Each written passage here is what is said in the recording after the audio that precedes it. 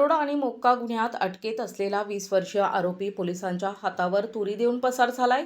ही घटना वैजापूर न्यायालयाच्या आवारात आज दुपारच्या सुमारास घडली। धीरज भरम भोसले असं पसार झालेल्या आरोपीचं नाव आहे। आज पोलिसांनी 9 आरोपींना वैजापूर सत्र न्यायालयात हजर केलं होतं। सत्र न्यायालयात हजेरीनंतर आरोपी गाडीत होते। आरोपी धीरज भोसले हा हातकड्यांसह गाडीच्या मागील दरवाजातून पळून गेला। पोलिसांनी त्याचा शोध घेण्याचा प्रयत्न केला, मात्र तो सापडू शकला नाही। त्याच्या विरोधात वैजापूर पोलीस ठाण्यात गुन्हा दाखल करण्यात आलाय। पोलिसांची पथकं आरोपीचा शोध घेत आहेत।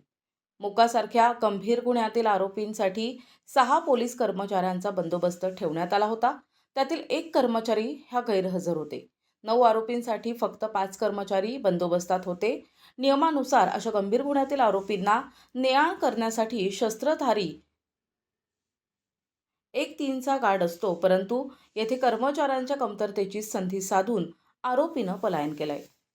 दिनांक 27 जानेवारी 2005 रोजी दुपारी 3:30च्या सुमारास वैजापूर कोर्टाच्या आवारामध्ये एक आरोपी ज्याचं नाव धीरज भारम भोसले, वय वर्ष 19, राहणार पंचाळी पडेगाव, हा मॅजिस्ट्रेट कस्टडीमध्ये असताना कोर्टाची तारीख चालू असताना लघवी करतो म्हणून गेला आणि लघवी करून परत येत असताना जी कैदी पार्टीची जी गाडी आहे त्याच्या गाडीत परत आतमध्ये जात असताना हाताला झटका देऊन आमच्या कैदी पार्टीला हाताला झटका देऊन तो पळून गेलेला आहे।